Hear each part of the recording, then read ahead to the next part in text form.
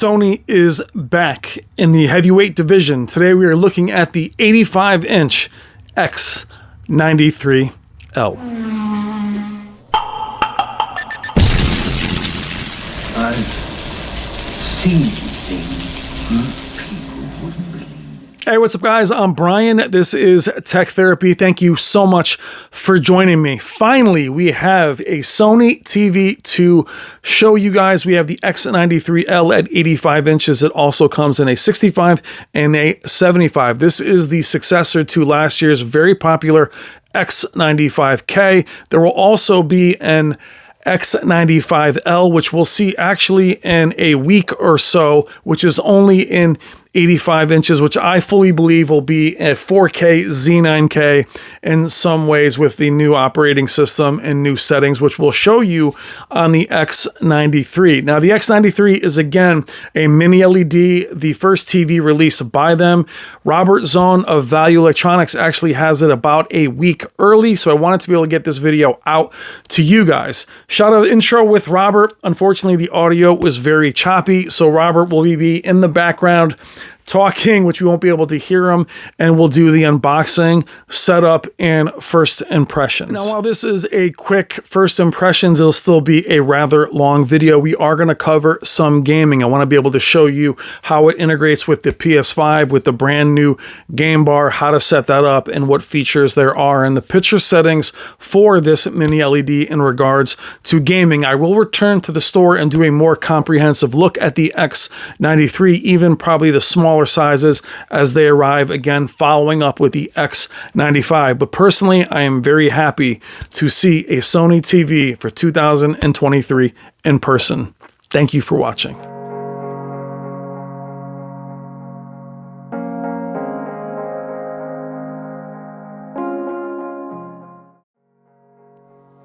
All right, guys, we're going to breeze through this unboxing.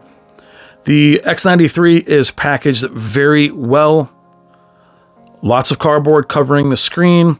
Very rarely do you have a Sony struggle with structural damage. You have the back here with the same honeycomb premium back. You also have your HDMI input. Sadly, we still only have two full bandwidth HDMI 2.1s.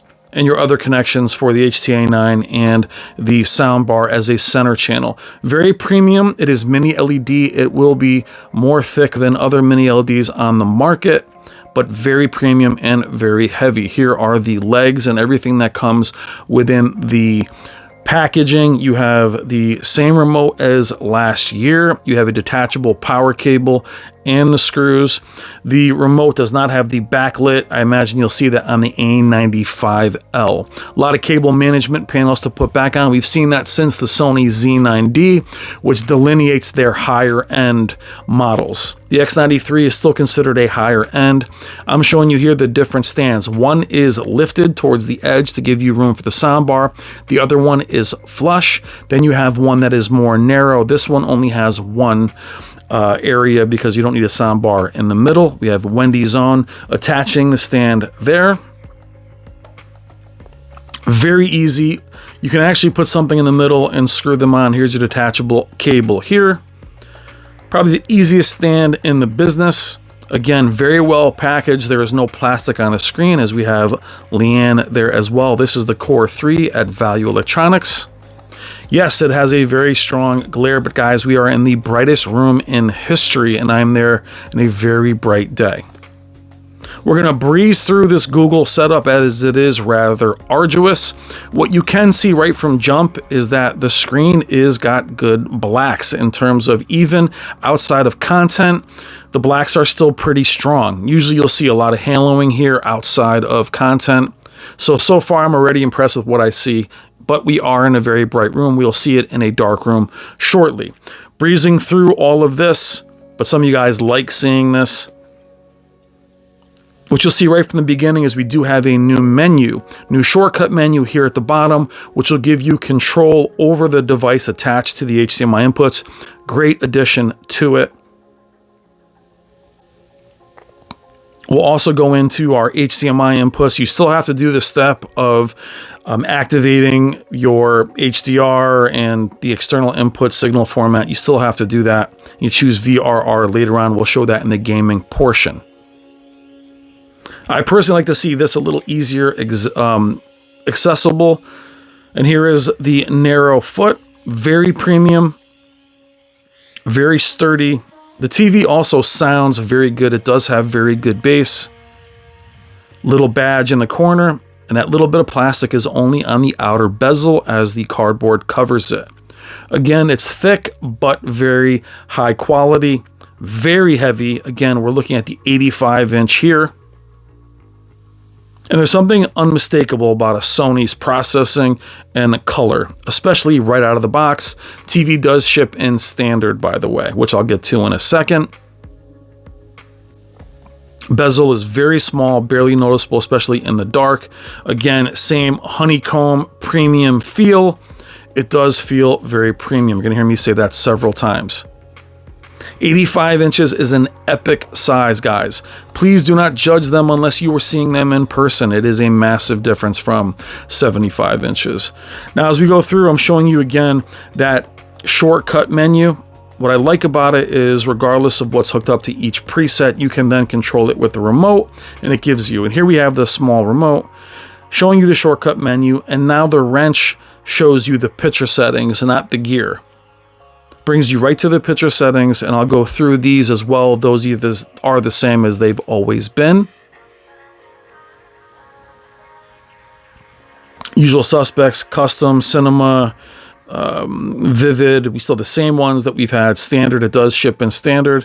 You know, always be careful of the ambient mode, which I'll show you here, which seems to have a few more features. Make sure that is disabled. You really don't want it trying to autocorrect your brightness in the room you're in, especially in the room I'm in. It'll dim right down. But as we're chatting, I'm going to show you all the settings, which you'll be able to see for yourself. Now, quickly, we are hearing that this is a rebadging of last year's X95K, but it does have all of the new features. It has the new options. It has the new game bar. Is it the same panel? Can't really confirm or even deny that, but it is new for this year with these new features. I was worried that it would just literally be an X95 without these new features, and they are all here. Game bar, the new picture settings, the way things are laid out. So it is its own thing, meaning if you want these features I'm showing you here today, the different menu, some of the different picture settings, you are going to have to get the X93. Though they haven't confirmed, Sony hasn't confirmed they won't update the X95 from last year, I'm fairly certain they're not going to have time to go back and give that TV a game bar. So whether it's a rebadging or a new version, this is the TV you're going to have to get if you want those features. The X95, in my opinion, will be a Z9K in 4K. That's just my opinion, not anybody else in the room, just mine. So picture, you know, the X95 L this year being a Z9K as far as zone count, brightness, things of that nature. Out of the box, again, very impressed with it, even in a bright room. Its blacks are very good. Now, keep in mind, last year I reviewed and was one of the first people, the first person on the platform to show you the X95K at 85 inches. The challenge last year was the X95K at 85 inches performed much better than the 75 and the 65. I've been assured this year there will be no separation in picture quality or how they behave. So you can rest assured that the 65, 75, and 85 will behave very similarly to what you see here today. Caused a lot of drama last year with that. We move over to our good friend Jennifer Gala. Here's another shortcut menu at the top. Special shout out to Jennifer Galler and the HDR Super Channel. There's a lot of the demo material seen in here is hers. Check her out in the description, like and subscribe to her channel. Again, I'm just going through the settings here. You guys can see them. Special thanks to Value Electronics. I am in their Scarsdale location filming this. Please consider making your next AV purchase through them. Check the description below for all their information. Let them know that Brian at Brian's Tech Therapy sent you. It's amazing that I'm allowed to film this TV, especially in their store where I have much more room and much more access. The X95 will be next week. I'll tell you right off the bat, It looks gorgeous. Love the X95 from last year, and the X93 is no exception. Now, Sony has its brand loyalists that doesn't matter what I say or what Sony haters say. I love Sony's picture quality and picture processing, their picture settings. They are beautiful. Now, keep in mind, guys, I'm surrounded in this room by a lot of OLEDs, the G3, the S95C. And this TV hangs in there, holds its own. I personally, those of you that know me, know I love Mini LED, and I am going back to Mini LED this year. My choices are going to be among the X93 and the X95. But Sony has to really keep their game strong, as Hisense and TCL are right there, each year stronger and stronger in the Mini LED lineups of their own. You're seeing bright room performance here. It looks fantastic. We're going to move into dark room performance now. Now, the big question will always be blooming, which I will show you here. Does it bloom? Of course it blooms. It's a Mini LED, but it is minimal, much like last year's X95 at 85. I'm going to say that again, guys. At 85 inches, the blooming and light control was fantastic on last year's X95. All you hear in the comments is, well, the 65 guys, we were the only people at the time to show you the 85. We are hoping that all three sizes will behave much like this 85, and blooming is minimal. Now, while blooming still bothers many people, I will take blooming over banding, which you'll see a lot on the WRGB OLEDs or the lifted, non-polarized QD OLEDs. There are plus and minuses to each. X93 feels very bright. I don't have a zone count for you or a peak brightness at this time. But Sony's upscaling is top-notch, top of the field. Even though these are 4K HDR demos, you can definitely see the clarity on Sony's above everyone else's. It's just the way it is, and I've seen these demos on every TV there is. Sony really is the leader in that regard. Now, any banding you see horizontal is simply the frame rate, the camera, and something so bright in a very dark room. Now, we're going to move back over to Jennifer Gala. I love using this as it does have black bars. Now, I don't know if these companies are doing something funky with the black bars, but they're able to keep the black bars very black. Even bringing the menu up does not show a ton of blooming. There is some highlighting. Now, what I could do is overexpose the camera and make it look worse or better. I'm trying to keep things as even keel as to what I see in person. What I'm saying, if you want to see false blooming, you can add it or you can reduce it to where there's none. This is as close as I can get to what's really there, which is why they're very hard to capture. I'm going to get up off angle in a second and show you a little bit of the blooming that you're going to see. But I've noticed the Mini LEDs in the last couple years have been very good off angle. And I don't know if they just work harder at keeping the edges. You see a little bit of that blooming, a little bit of that purpleness, but not much at all. Very good. And I'm very happy with it in terms of that performance. Blooming would not be something. And those that banding, again, that's just the camera. And here you see a little bit near the whites and around the edges, but again, minimal. What I see that Sony's done the last number of years is almost to allow the blooming to diffuse out, meaning it's not so bright around the edges. It kind of just makes the whole thing highlight a little bit. So you can see around the edges of the glass, and even here you'll see it get a little bit brighter as it comes out, but not bad at all. Now, what it does, it almost lifts the whole thing a little bit, which takes away that that jarring blooming that we've seen in the past, where it's literally a halo around it. But I was very impressed with it. So the X93 also, has to compete with these other LEDs at a lower price point. But I was very happy with the way it performed.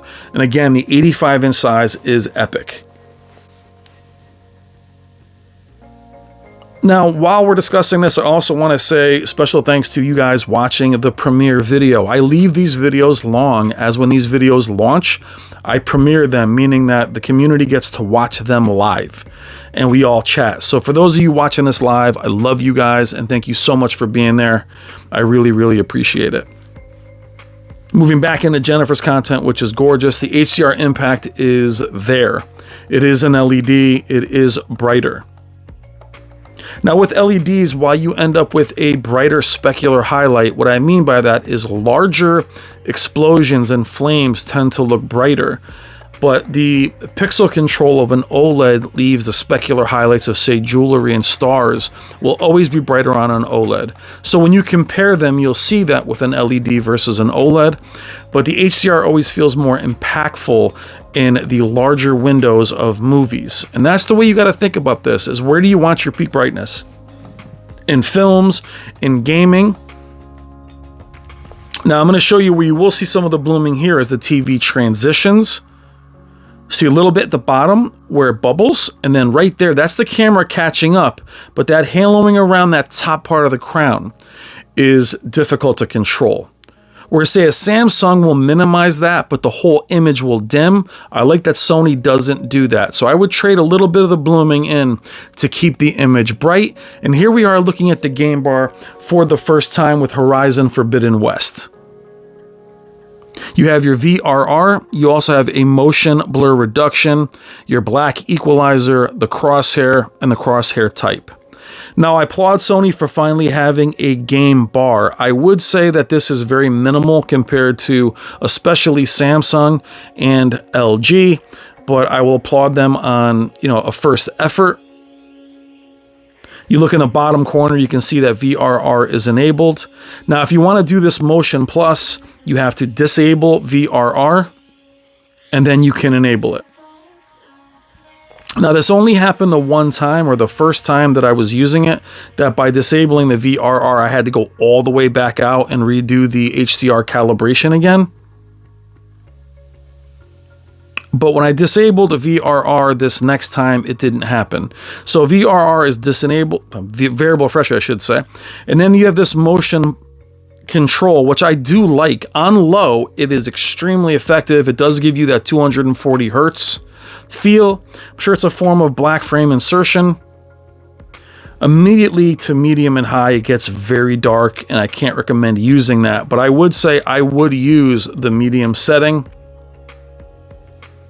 Remember, LEDs do not have the same pixel response as an OLED. That is beneficial at times in 30 frames per second gaming, but I do like this feature. I know Samsung has something similar. Good to see it here. And don't worry about losing VRR for that. Variable refresh rate isn't always necessary as long as you're not having screen tearing. Console has a built-in VSync anyway. So I like that feature. The black equalizer is made to make, as people will say, make the image brighter to, see enemies in the dark. I never had an issue with that. I don't like making it that bright, but if you've noticed a lot of first-person shooters, people like to have that. I would never go this bright. At the lowest setting, it's fine, but keep in mind in the picture settings, you can lower the gamma and the black adjust to make the image more contrasty, which is very important on an LED. When we go from OLEDs back to LED, you will never have the same contrast ratio. So whatever we can do to make that pop more is what we want, because a lot of times we can have it washed out. Now, I do like this crosshair feature. I didn't care about it when I heard it was here. It is very responsive and it is very accurate. Pretty cool feature. Then you move over, you can actually make it to the little dot that a lot of games have. You can also change the color, but I would actually use this. I'd probably just leave it at the little dot.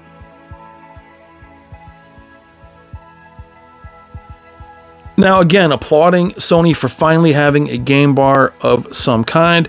I will say that I'd like to see it be more elaborate and give you more picture presets. I do like the picture presets of the other manufacturers. Now also keep in mind, guys, because Robert from Value Electronics gets these TVs 2-3 weeks early, there is no update here. We're going through the settings. Very important to make sure that the local dimming is something that functions for years. Now, I like the fact that we can lower the gamma and make the image deeper. I'm somebody who doesn't mind a little bit of crushed blacks. I want to make sure also that the HDR tone mapping, the brightness and preferred and gradation preferred are different. That's important as well. And I'll show you the local dimming in a moment. Black adjust is gone from the game menu, so is dynamic contrast. I wish that was here. I like using that at times. It does add lag on LEDs. Again, I would never use the black equalizer that high, and that banding you see up and down is just the camera. Key thing, does the local dimming make a difference? And yes, it does. You can see it change, which is very important. For years, Samsung started this where the local dimming was disabled, and the reason why I'm with OLED actually. And being able, so we want to make sure that all these features and all these settings do change the image. That said, Sony was always my favorite game mode for many years. 950H, 950G. Didn't love it with the A90J. I don't love, again, the flexibility of image. I love to see live color be a bit more poppy, but again, I think this TV is going to have a few updates before it's ready for prime time in terms of when other people can buy it. Smooth gradation, good to see that it's here. That will help you with banding. I wish that the OLEDs would allow that, at least LGs. So great to see the flexibility of image. Is it the best looking game mode though? I would argue right now I don't love, I would say I need it to be a bit more colorful. You can see that with the Samsungs and LGs, but you can make it more saturated, which I'll show you a little bit later with Ratchet and Clank. But again, this is the first impressions and the first time I'm spending with this set. We move over to Street Fighter 6, which was a bad choice. It's not very colorful at all, but I wanted to show you a newer game. When the X95 releases, I'll definitely bring the PC with the 4090. That way we can cover more games. We'll do separate video on each TV's game performance, but I wanted to include it here on the X93 simply because it's the first time you're seeing the game bar. There's me showing you how large these figures are in person on an 85-inch. Keep in mind, I'm 6'3", about 250 pounds, so those figures are rather large, the fighters. We move over here to Dirt. The key thing you're looking for here in the HDR is not washing out in the clouds. A lot of times the HDR washes out, so the tone mapping is doing an excellent job. And for that part of the racing, the cockpit, you want to make sure the blacks are still black. So overall, for its gaming, has it caught up to the others? I would say no, but it's no longer a detriment, and I think it'll improve as the year goes on. Sony does improve their panels throughout the year. And here is a more colorful track. But for me, whatever your opinion on the X93 is, I am happy that it's here at 65, 75, and 85. Is it similar to last year's X95K? It is, but keep in mind, it is the 85, and they are all to be the same this year. So what I mean by that is the X95 at 65 and 75 will be a big improvement over last year's 65 and 75 X95K. The 85s will be more similar to last year's, if that makes sense. All right, guys, what do you think? I love using this last game here, the Dead series, or the Soul series, I should say, because the transition in the black levels, very important. You can see no haloing really around the symbols. I'm very happy with it. Very impressed. All right, guys, I'm Brian from Brian's Tech Therapy. Thank you so much for watching. Please consider liking and subscribing. Let me know what you think in the comments. For all those of you watching live, love you guys. Thank you for everything. I will see you in the next video, and I will see you in the comments. Take care. Have a great day. Have a great evening.